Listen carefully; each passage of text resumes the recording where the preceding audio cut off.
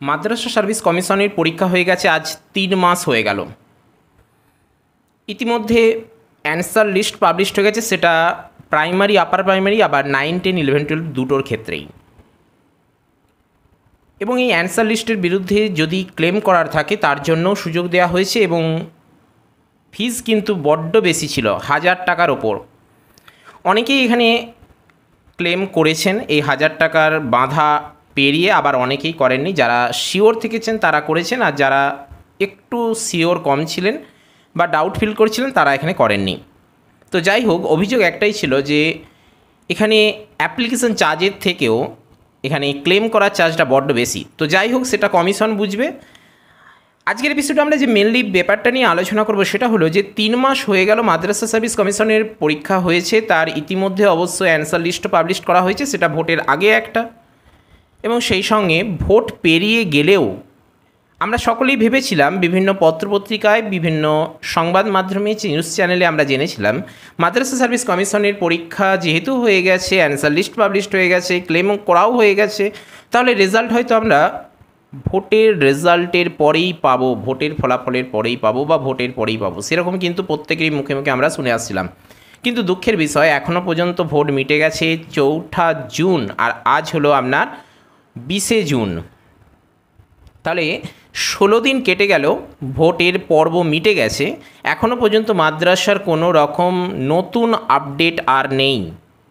আমরা সকলেই অপেক্ষা করে রয়েছি, যেহেতু ক্লেম করার ব্যাপারটা রয়েছে, তাহলে হয়তো ফাইনাল অ্যান্সার কি পাবলিশড হলেও হতে পারে, কেননা এটা শিওরলি বলা যাবে না। অনেকে বলছেন যে ফাইনাল অ্যান্সার কি পাবলিশড হবে, যেহেতু ওটা পাবলিশড হয়েছিল সেটা প্রফেশনাল অ্যান্সার কি।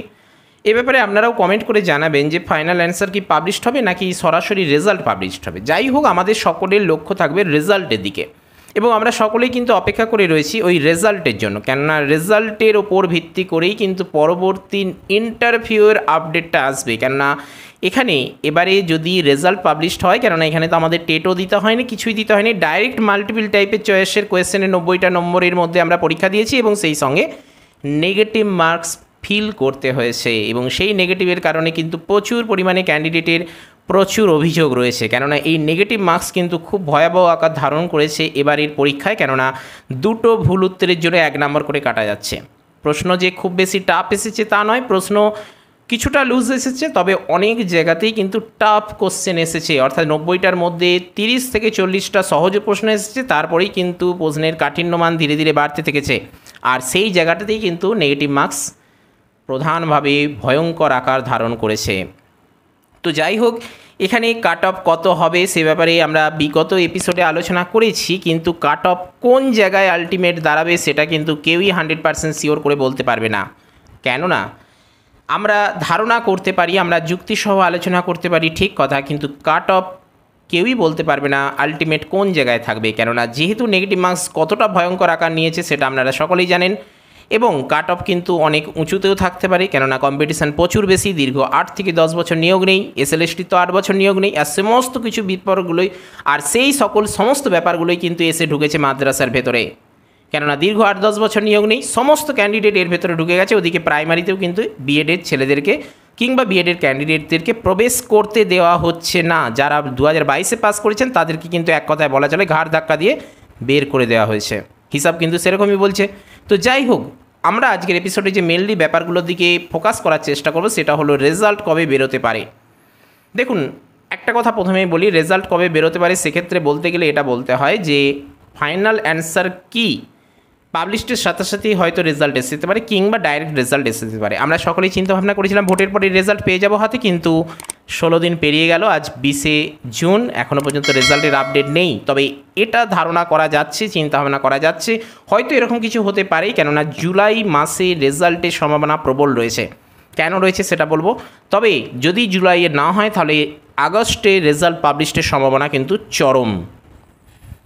এডিট অপশান কি আদৌ চালু হবে, এই ব্যাপারটা নিয়ে কিন্তু অনেককেই ভাবিয়ে তুলছে, কেননা এই সমস্যাটা দেখা দিয়েছে মেনলি পরীক্ষা দেওয়ার পর থেকেই। এ কারণেই বলছি, পরীক্ষা দেওয়ার পর থেকেই কিন্তু এই সমস্যাটা মেনলি দেখা দিচ্ছে। দেখুন, একটা কথা বলি যে এডিটের ব্যাপারটা আসছে কেন, এডিটের প্রসঙ্গটা আসছে কেন। আপনার হয়তো ফর্ম ফিল আপের সময় ভুল করেছেন, এই তো পরীক্ষা ভালো দিয়েছেন, এবারে আপনার মনে হচ্ছে যে ফর্ম ফিল আপে তাহলে ওই জায়গাটা ভুল করলাম বা ওই জায়গাটা নিয়ে ডাউট ফিল করছি, তাহলে কি হবে, এডিট করলে বিষয়টা সমাধান করা যায়। দেখুন একটা কথা আপনাদের বলবো, এডিটের অপশান, এডিটের সুযোগ কিন্তু দেওয়া হয়েছিল একটা সময়, মনে পড়ছে কি? ফর্ম ফিল আপের পরে যে এক্সটেন্ড করা হয়েছিল ডেটটা, সেই বাড়তি ডেট, তারপরে কিন্তু একটা এডিটেবল অপশান এসেছিল, মনে পড়ছে কি? সেই সময় কিন্তু এডিট করতে বলা হয়েছিল, কারো যদি কোনো বিষয়ে ডাউট থাকে, কারো যদি ফর্ম ফিল আপ করতে গিয়ে কিছু ভুল হয়ে থাকে, কারোর যদি কিছু মনে হয়, সেই সময়ে কিন্তু এডিট অপশান দিয়ে দেওয়া হয়েছিল একবার। তারপরে সেখানে কিন্তু নোটিশে উল্লেখ ছিল যে ফার্দার আর কোনো কিন্তু সুযোগ দেওয়া হবে না। যেমন ধরুন এবারে যে ক্লেম করতে বলা হয়েছে, কোনো অ্যান্সারের বিরুদ্ধে যদি আপনার কোনো ক্লেম করার ব্যাপার থাকে, আপনি 1000 টাকা ফিস জমা দিয়ে ক্লেম করতে পারেন, কিন্তু নোটিশের শেষেই কিন্তু উল্লেখ ছিল যে ফার্দার আর কিন্তু সুযোগ দেওয়া হবে না। ঠিক একইভাবে কিন্তু এডিট করার অপশানের জন্য যে নোটিফিকেশান জারি হয়েছিল, সেখানেও কিন্তু উল্লেখ ছিল ফার্দার আর কিন্তু সুযোগ দেওয়া হবে না। এখন প্রশ্ন হলো, তাহলে আপনি এখন এই মুহূর্তে কি করবেন? একটাই সুযোগ রয়েছে, আপনাকে রেজাল্টের জন্য অপেক্ষা করতে হবে। রেজাল্টের আগে গিয়ে কিচ্ছু করার দরকার নেই। এডিট করতে যাবেন, সেখানে গিয়ে যদি ভালোভাবে সাবমিট না হয়, এবং এডিটটা কোথায় করতে যাওয়ার কথা বলছি সেটা একটু পরে আপনাদের বলছি, তার আগে শুনুন। এডিট করতে গিয়ে যদি আপনার ভালোভাবে সাবমিট না হয় কিংবা অফিসার কোনো ভুল করে ফেলেন, তাহলে কিন্তু আপনার রেজাল্টটি আসতে নাও পারে। এরকম ঘটনা কিন্তু ঘটেছে, সেই কারণেই বলছি। আপনারা নিজেরাও অভিজ্ঞ, আপনি আমার সঙ্গে একমত নাও হতে পারেন, কিন্তু এরকম ঘটনা কিন্তু এক সময় ঘটেছে। এবারে বলি কোথায় এডিট করতে যেতে হবে। এই মুহূর্তে যদি আপনার সমস্যা হয়, তাহলে প্রথম কথা বলবো আপনাদেরকে, এই মুহূর্তে রেজাল্টের জন্য অপেক্ষা করতে হবে, প্রথম কথা। দ্বিতীয় কথা, রেজাল্ট পাবলিশড হওয়ার পরেই যদি আপনি দেখেন যে আপনাকে ইন্টারভিউর জন্য ডাকা হচ্ছে, তাহলে আপনি ইন্টারভিউ দিতে যাবেন, কিংবা তার আগে সরাসরি মাদ্রাসা সার্ভিস কমিশনের একদম হেডকোয়ার্টারে বা হেড অফিসে চলে যান। সেখানে গিয়ে আপনার প্রয়োজনীয় সমস্ত তথ্য, সেটা আপনার প্যান কার্ড থেকে শুরু করে, প্যান কার্ড থেকে শুরু করে Aadhaar card, voter ID, driving licence, সেই সঙ্গে আপনার এডুকেশনাল সমস্ত ডকুমেন্টস সঙ্গে নিয়ে চলে যান। সেখানে গিয়ে ওনারা যে কথা বলবে, যে পরামর্শ দেবে, যে নির্দেশ দেবেন, সেই নির্দেশ মতো আপনাকে কাজ করতে হবে। সেখানে যদি দরখাস্ত দিতে বলে দরখাস্ত, এবং সেখানে গিয়ে কিন্তু আপনার এডিট করলে ওরাই একমাত্র করতে পারে, নাও করতে পারে। সেখানে গেলেই যে আপনাকে করে দেবে তা কিন্তু নয়। এখন যা কম্পিটিশান, এখন যা পরিস্থিতি, কোর্ট কেসের যে প্রবলেম সৃষ্টি হচ্ছে, সেখানে কিন্তু এডিট নাও করতে পারে। তবে আপনাকে কিন্তু একটা সুযোগ রয়েছে, আপনি যেতেই পারেন, হয়তো করে দিতে পারে, করে দেওয়ার সম্ভাবনা বেশি রয়েছে। তবে এই মুহূর্তে বলবো, রেজাল্টের জন্য অপেক্ষা করুন। এই মুহূর্তে এডিট করার ব্যাপারে, সেটা যদি অনলাইনেও দেয়, অনলাইনে দেবে না, যদিও অনলাইনে দেবে না, সেখানে গিয়ে এখন কিছু করার দরকার নেই। আগামী রেজাল্টের জন্য অপেক্ষা করুন, তারপরে ওই ব্যাপারটা নিয়ে ভাববেন। বেশ, একটা নতুন তথ্য উঠে আসছে, একটা নতুন আপডেট উঠে আসছে, সেটা হচ্ছে কোর্ট ইতিমধ্যে, অর্থাৎ হাইকোর্ট, কলকাতা হাইকোর্ট ইতিমধ্যে 2 লক্ষ টাকা জরিমানা করেছে মাদ্রাসা সার্ভিস কমিশনকে। এবং সেটা কোন প্রসঙ্গে সেটা বলি। প্রথম কথা এটাই, এই নিয়োগ প্রসঙ্গেই হয়েছে। তবে সেই নিয়োগ বলতে এবারের 2023 মাদ্রাসা সার্ভিস কমিশন 1 to 5 এবং 6 to 8, অর্থাৎ প্রাইমারি, আপার প্রাইমারি, 9, 10, 11, 12, এই দুটোর ওপর কিন্তু নয়। কেসটা ঘটেছিল আজ থেকে 14 বছর আগে, অর্থাৎ 2010-এ মাদ্রাসা গ্রুপ ডি রিক্রুটমেন্টের জন্য একটা নোটিফিকেশান জারি করেছিল, এবং সেই মোতাবেক কিন্তু 74,600 ক্যান্ডিডেটের মতো ফর্ম ফিল আপ করেছিলেন। পরীক্ষাও হয়েছিল, এবং সেই পরীক্ষা হয়েছিল প্রিলিমিনারি টেস্ট 45 নাম্বারের, এবং তার ঠিক পরের বছর অর্থাৎ 2011 সালে মেন এক্সাম হয়েছিল। আর তারপরেই শুরু হয়ে গিয়েছিল দুর্নীতি। মাদ্রাসা সার্ভিস কমিশনকে 2 লক্ষ টাকা জরিমানা করা হয়েছে এ কারণেই, কেননা এই 2011 সালের পর দুর্নীতি শুরু করাই নয়, সেখানে খাতাপত্র, অর্থাৎ পরীক্ষা দেওয়ার যে খাতাপত্র, যেমনটা ঘটেছে এবারে 25,753 ক্যান্ডিডেট চাকরি বাতিল হলো কেন না, পরীক্ষার খাতাগুলি অর্থাৎ ওএমআর সিটগুলি উদ্ধার করা যায়নি, কমিশন সেগুলিকে নষ্ট করে ফেলেছে, কমিশন তার হদিশ দিতে পারছে না, সেই কারণে। ঠিক একইভাবে 2010-এ যে পরীক্ষা হয়েছিল, তার খাতাপত্রগুলো কিন্তু মাদ্রাসা সার্ভিস কমিশন কোর্টের কাছে তুলে ধরতে পারেনি, প্রকাশ্যে পরিষ্কারভাবে নিয়ে আসতে পারেনি। এইভাবে কিন্তু বিষয়টা ডিলে হতে থাকে, ডিলে হতে হতে কিন্তু পেরিয়ে যায় 10টি বছর, চলে আসে 2020। শেষ পর্যন্ত পরীক্ষার্থীরা বা ক্যান্ডিডেটরা বাধ্য হয়ে ধৈর্য হারিয়ে হাইকোর্টে পিটিশন জমা দেয় এবং মাদ্রাসা সার্ভিস কমিশনের নামে কিন্তু কেস করে। সেই কেসের ভিত্তিতে বিচারপতি হরিশ টন্ডন এক্ষেত্রে রায় দেন যে খুব শীঘ্রই নিয়োগ করতে হবে। কিন্তু সেই সময়টা অর্থাৎ 2020, মানে ব্যাপারটা লক্ষ্য করুন, এই সময়টা চলছিল কি করোনা প্যান্ডামিক।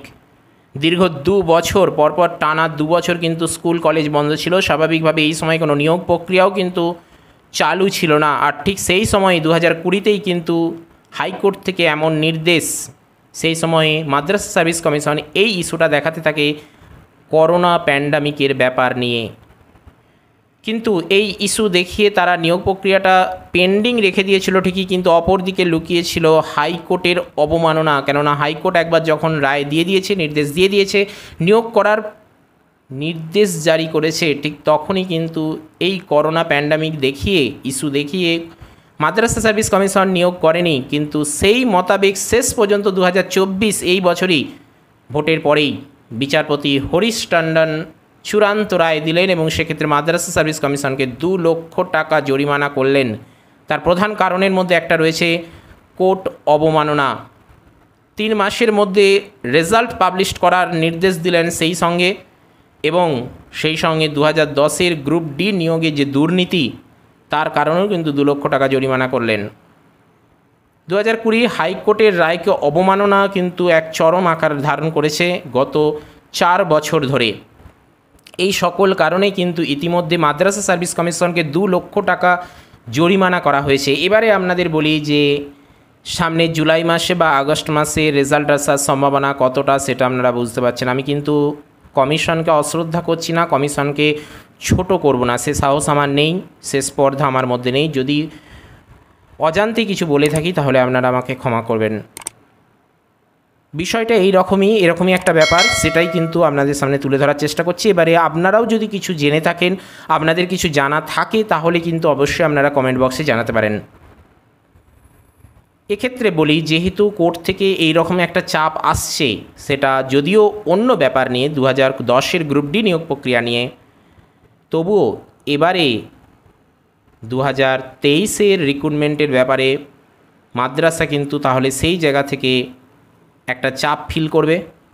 সেই সঙ্গে আরিফ আনসারি ভার্সেস মাদ্রাসা সার্ভিস কমিশনের যে কেসটা হয়েছিল পরীক্ষায় রিজার্ভেশন বা রিজার্ভ ক্যাটাগরির জন্য, সে ব্যাপারটাও কিন্তু দেখেছি আমরা। মাদ্রাসা সার্ভিস কমিশন অনেকটাই সে ব্যাপারটাকে কাটিয়ে উঠতে পেরেছে এবং তারপরেও পরীক্ষার ঠিক আগের মুহূর্তেই যে 1,500-এর উপর ক্যান্ডিডেটের চাকরি বাতিল হয়েছিল, সে ব্যাপার নিয়েও কিন্তু কেস হয়েছিল, কিন্তু মাদ্রাসা সার্ভিস কমিশন সেটাকেও অনেকটা কাটিয়ে শেষ পর্যন্ত পরীক্ষা নিতে সক্ষম হয়েছে। তাদের পূর্ব নির্ধারিত টাইম মতোই বা পূর্ব নির্ধারিত ডেট মতোই কিন্তু তারা পরীক্ষা নিতে সক্ষম হয়েছে। তাহলে আমরা বলতে পারি যে যেভাবে পরীক্ষা নেওয়ার ব্যাপারে মাদ্রাসা সার্ভিস কমিশনের তৎপরতা, অ্যান্সার লিস্ট পাবলিশ করা যথাযথ সময়ে, সেই সঙ্গে ক্লেম করার জন্য নোটিফিকেশান নিয়ম মতো জারি করা, তাহলে আমরা বুঝতে পারছি যে আগামী জুলাই মাসে কিংবা আগস্ট মাসেই কিন্তু রেজাল্ট আসার সম্ভাবনা রয়েছে। একটা বিষয় আমাদের মাথায় রাখতে হবে, যার যে স্কোরই উঠুক না কেন, প্রত্যেকে আশা ছাড়বেন না। কেননা এখানে ভ্যাকেন্সি পোস্ট যেটা পাবলিশ করা হয়েছিল নোটিফিকেশানের সাথে সাথেই, সেটা কিন্তু এক্সটেন্ড হতে চলেছে। এক্সটেন্ড হওয়ার সম্ভাবনা খুব বেশি রয়েছে, কেননা পার্শ্ববর্তী রাজ্য বা প্রতিবেশী রাজ্য বিহারে তথ্য পাওয়া যাচ্ছে যে 5 লক্ষের ওপর ক্যান্ডিডেট কিন্তু চাকরি পেতে চলেছেন। সেই জায়গা থেকে পশ্চিমবঙ্গে এতটা নিচে কিন্তু পশ্চিমবঙ্গ নামবে না। পশ্চিমবঙ্গ নিশ্চয়ই এখানে কিন্তু অনেকটাই ধনাত্মক চিন্তাভাবনা নেবে এবং সেই সরকারের প্রতি শ্রদ্ধা রেখে, সরকারের প্রতি আস্থা রেখে, কমিশনের প্রতি সম্মান রেখেই কিন্তু আমরা আর কয়েকটা দিন অপেক্ষা করব, রেজাল্টের জন্য অপেক্ষা করব এবং আমরা সেই সঙ্গে কিন্তু ভ্যাকেন্সি পোস্ট ফাইনালি কি পাবলিশড হয় সেটাও কিন্তু লক্ষ্য রাখব। সেই সঙ্গে আরেকটা সমস্যা আমাদের সামনে দেখা দিচ্ছে, যেটা হলো ওবিসি ইস্যু, যে কারণে মুখ্যমন্ত্রী মমতা বন্দ্যোপাধ্যায় নবান্ন থেকে বেশ কয়েকদিন আগেই ঘোষণা করেছিলেন যে এই মুহূর্তে কোনো নিয়োগ প্রক্রিয়া চালু করা যাবে না। যদিও তিনি নির্দেশ দিলেও কিন্তু সেই নির্দেশ থাকবে কতটা সে নিয়ে কিন্তু আমরা সকলেই জানি। কেননা ইতিমধ্যেই মুখ্যমন্ত্রী একবার ঘোষণা করেছিলেন ডবল চাকরি হবে, এক সময় বলেছিলেন 5 লক্ষ 10 লক্ষ নিয়োগ হবে। আরামবাগ এর যে প্রশাসনিক বৈঠক, প্রশাসনিক নয়, নির্বাচনী বৈঠক বা নির্বাচনী সম্মেলন বা নির্বাচনী যে সভা, সেখানে কিন্তু তিনি বলেছিলেন সেখানে যেমন ডবল ডবল চাকরি হবে, 10 লাখ 5 লাখ চাকরি হবে, সেগুলো যেমন কথাগুলো বাস্তবায়িত এখনও পর্যন্ত হয়নি, ঠিক একইভাবে যে এই মুহূর্তে যে কোনো নিয়োগ প্রক্রিয়া বন্ধ থাকবে সেটাও হয়তো থাকবে না, হয়তো সেটা সম্ভব নাও হতে পারে বা না হওয়ার সম্ভাবনাই বেশি। কোর্ট নির্দেশ দিলে সেক্ষেত্রে নিয়োগ প্রক্রিয়া চালু সরকার নিশ্চয়ই করবে। যদি সুপ্রিম কোর্টে যায় তাহলে ব্যাপারটা আলাদা। একটা বিষয় আমাদের সামনে এই মুহূর্তে দেখা দিচ্ছে, সেটা হলো তৃতীয় লিঙ্গদের জন্য 1% সংরক্ষণ, এবং সেটা চাকরির পরীক্ষায়, চাকরির আসন সংরক্ষণের ক্ষেত্রে। অর্থাৎ এই 1% কিন্তু সংরক্ষণ থাকছে তৃতীয় লিঙ্গ যারা রয়েছেন, তৃতীয় লিঙ্গধারী ক্যান্ডিডেটরা, তাদের জন্য। এবং এই নির্দেশ কিন্তু দিয়েছেন সদ্য হাইকোর্টের বিচারপতি রাজাশেখর মান্তার বেঞ্চ। শুক্রবার দিন এই রায় তিনি দিলেন। রাজ্যের সমস্ত সরকারি চাকরির পরীক্ষায় কিন্তু এই রূপান্তরকামী ক্যান্ডিডেটরা বা তৃতীয় লিঙ্গের ক্যান্ডিডেটরা কিন্তু 1% সংরক্ষণের সুবিধা পাবেন। 2014 এবং 2022 এই দুটি বছরেই একজন ক্যান্ডিডেট যিনি তৃতীয় লিঙ্গের অন্তর্ভুক্ত, তিনি কিন্তু পাশ করেছিলেন 2014-2022 প্রাইমারি টেটে। দুঃখের বিষয়, ওনাকে কিন্তু কাউন্সেলিং হওয়া, চাকরি দেওয়া তো দূরের কথা, ইন্টারভিউ ডাকা হয়নি। স্বাভাবিকভাবেই তিনি কিন্তু হাইকোর্টে মামলা জারি করেন বা মামলা করেন, এবং সেই মামলার ভিত্তিতেই কিন্তু রাজাশেখর মান্থা গত শুক্রবার এই রায় দিলেন তৃতীয় লিঙ্গধারী ক্যান্ডিডেটদের জন্য 1% হারে সংরক্ষণ, এবং সেই সঙ্গে ওই ক্যান্ডিডেটকে ইন্টারভিউয়ের জন্য ডাকা এবং সেই সঙ্গে চাকরির ব্যবস্থা করা। সুপ্রিম কোর্টে যে 2014 সালের একটা মামলা ছিল, যে মামলা এখনও চলছে, এবং সেখানে কিন্তু বিচারপতি নির্দেশ দিয়েছিলেন সাংবিধানিক নিয়ম অনুযায়ী বা সাংবিধানিক আইন অনুযায়ী তৃতীয় লিঙ্গের ক্যান্ডিডেটদের ন্যায্য অধিকার রক্ষা করতে হবে, এবং সেই নির্দেশকে মান্যতা দিয়েই বা সেই নির্দেশকে সামনে রেখেই কিন্তু এবারে গত শুক্রবার বিচারপতি রাজাশেখর মান্তা এই তৃতীয় লিঙ্গের ক্যান্ডিডেটদের জন্য 1% সংরক্ষণের নির্দেশ দিলেন যে কোনো সরকারি চাকরির জন্য। এখন প্রশ্ন হলো, মাদ্রাসাতে কি এর ইফেক্ট পড়বে? এই 1% সংরক্ষণের ব্যাপারটা কি মাদ্রাসা ইফেক্ট পড়বে? কখনোই পড়বে না। আমরা গত এপিসোডে বলেছিলাম যে ওবিসি ইস্যুটা মাদ্রাসার উপর কতটা প্রভাব পড়তে পারে। সেক্ষেত্রে আমরা বলেছিলাম যে কোনো প্রভাব পড়বে না। এক্ষেত্রেও বলছি তৃতীয় লিঙ্গদের জন্য 1% সংরক্ষণের ব্যাপারটাও প্রভাব পড়বে না। কেন পড়বে না সেটাই একটু শর্টে আমরা বলবো। দেখুন, একটু আগে আমাদের বললাম যে আরিফ আনসারি ভার্সেস ওয়েস্ট বেঙ্গল মাদ্রাসা সার্ভিস কমিশনের যে কেস হয়েছিল, আরিফ আনসারি যিনি মুর্শিদাবাদের ক্যান্ডিডেট, তিনি কিন্তু রিজার্ভ ক্যাটাগরির জন্যই কিন্তু মামলাটা করেছিলেন, কিন্তু সেই মামলায় মাদ্রাসা সার্ভিস কমিশন জয়লাভ করেছিল। এবং সেই মামলাটা কী ছিল? রিজার্ভ ক্যাটাগরির ক্যান্ডিডেটদের জন্য সংরক্ষণের সুবিধা।